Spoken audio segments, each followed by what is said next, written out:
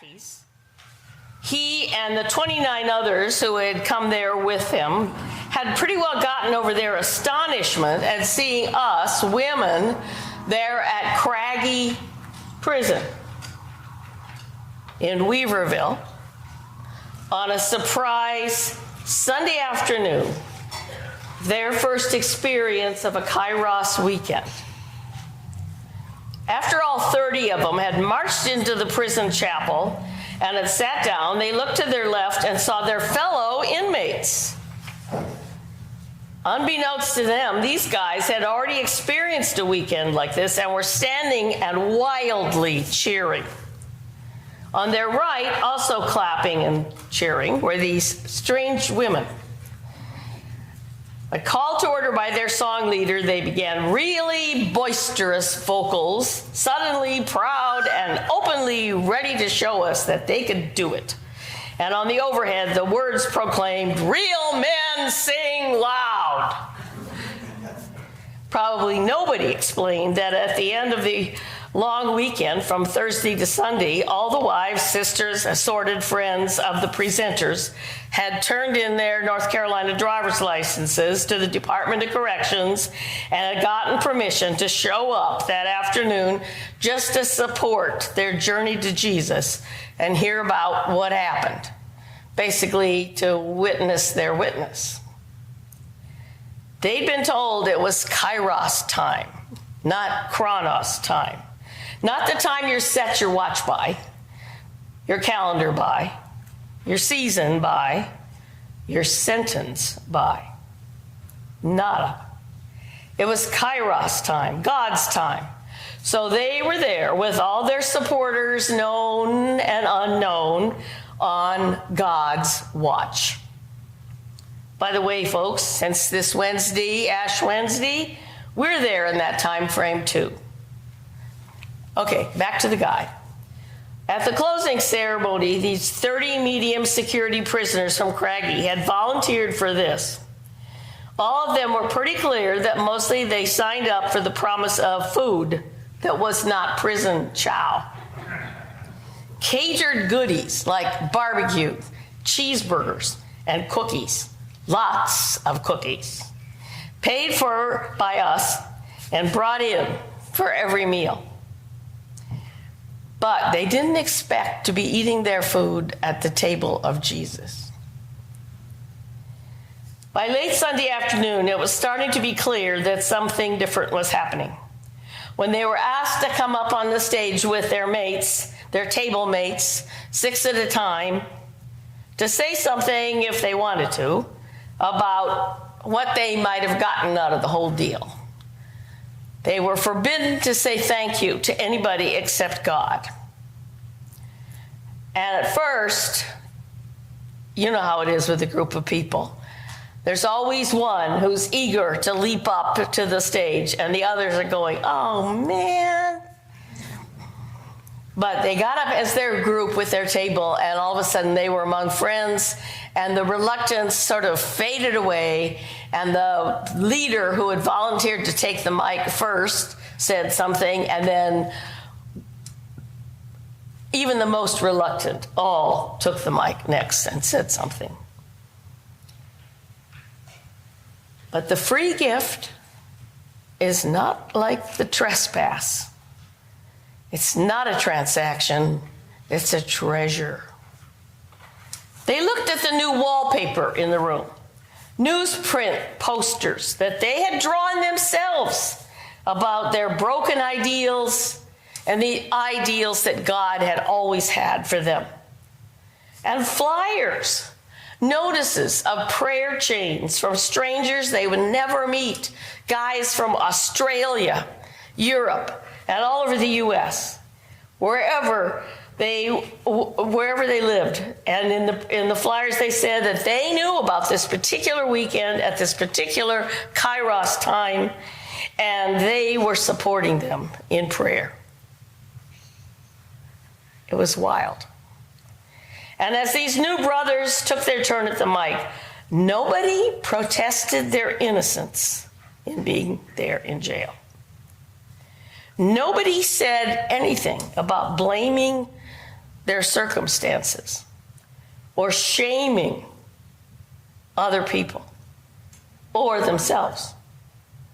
They just said they were glad to be there.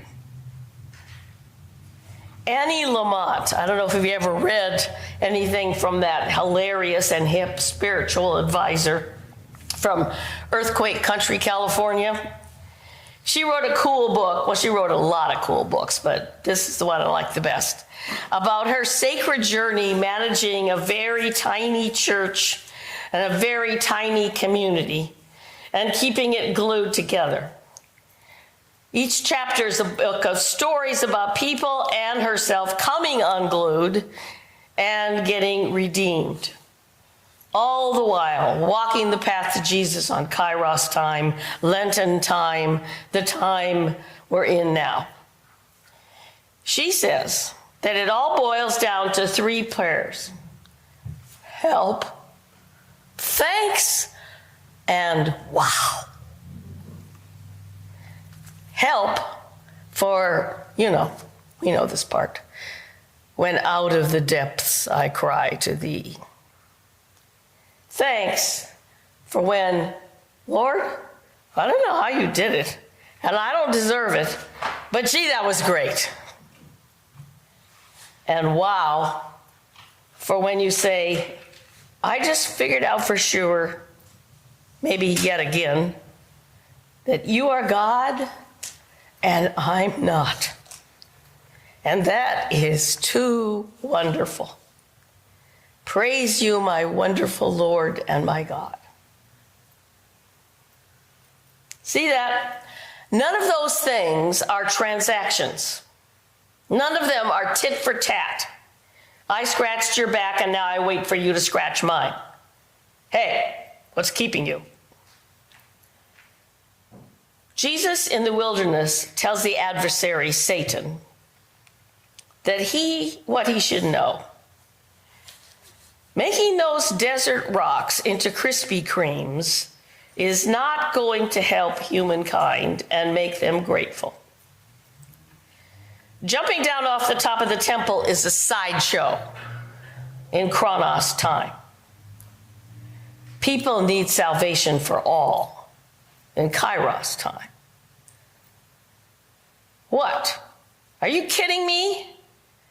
Are you giving me all the kingdoms of the world and their splendor? That's not let's make a deal. Don't you know, this is what Matthew says a few verses on, do not store up for yourself treasures on earth where moth and rust consume and where thieves break in and steal. But store up for yourselves treasures in heaven. This is Jesus talking. Get over yourself. You should have remembered that before you got kicked out of heaven. And back to us. If we can agree to the discipline of the 40 days again and again and again this Lent, this year of help, thanks, wow. We're not doing a religion of rules, of blame and shame, to give and to take. After 20 years in the parish ministry, I taught college for 6 years. History of world religion and the Bible as literature. I made them act out all the Bible verses. I had a few really smart, motivated high school kids in those 6 years, but mostly I had 20-somethings and 30-somethings who were going back to school, trying to get it together. And all of them, I used to hand out little index cards with the great big burning question. They all said they were atheists. And they're the ones we need to talk to because they think it is a transaction. They think that's all that the church is. Blame and shame, give and take. Buying and selling your soul. And for some reason, a couple generations have gone by and they missed the fact that it's not a transaction. It never was. It's a treasure. We're in a relationship with Jesus, our brother, kind and good. I didn't know that you could say that Jesus is our brother. Even though as a little tiny kid in Sunday school, I remember singing, that was my favorite Christmas song. Jesus, our brother, kind and good, humbly born in a stable rude. You ever sung that one? We're in a relationship with Jesus, our brother, kind and good, who told Satan where to get off for our sakes. We're in a relationship with the living, walking around the block, taking God to work, opening our door to the man who walked the water. But you know what?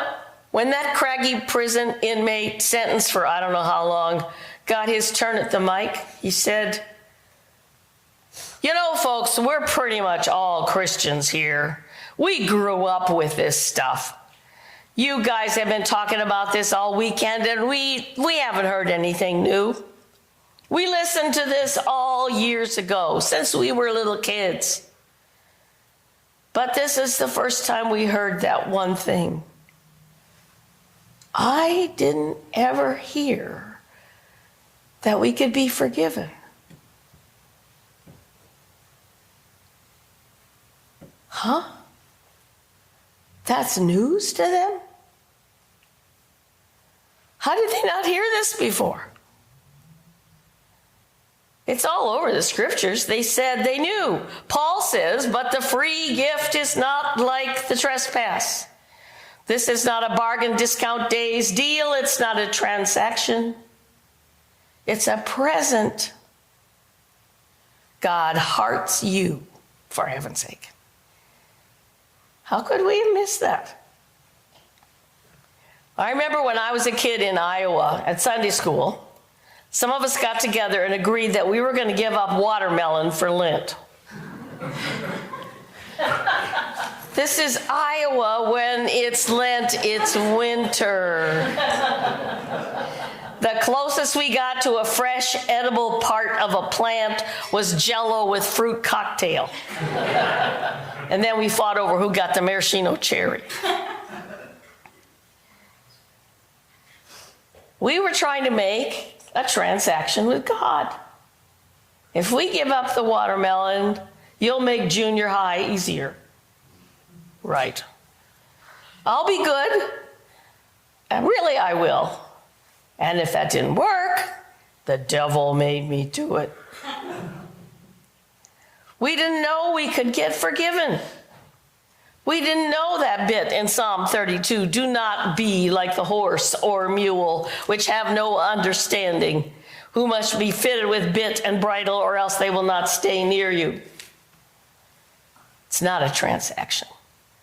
It's a relationship. It's not a show of force as though we were wild animals. It's not a religion that's only a set of rules about crummy meals, black bread, black coffee, fish sticks for 40 days. It's not that bad translation of Paul's teaching that says, because of Adam, all die. And of course, the men in power didn't like that, so they made it because of Eve, all die.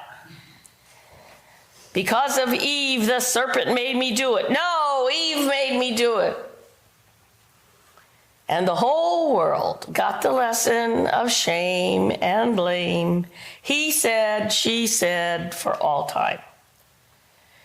We got off the track and missed Paul's point. It's not because of Adam all die. Those prepositions will kill you every time.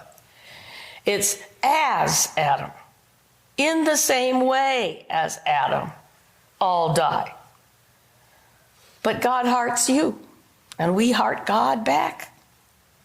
We look at Adam because we're the same. And we get to know Jesus because he is always the same.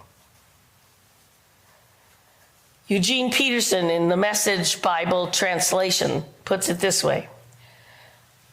He says, by entering through faith into what God has always wanted to do for us, set us right with him, make us fit for him, we have it all together with God because of our Master Jesus.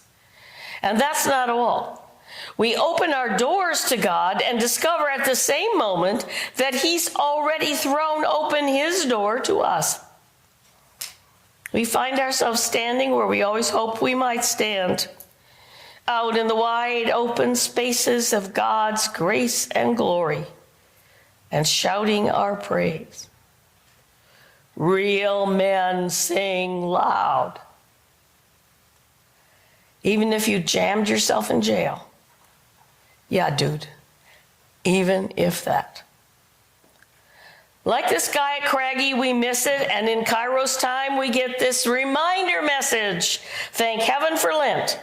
We get another chance to reset the clock, just like he figured out and reset his.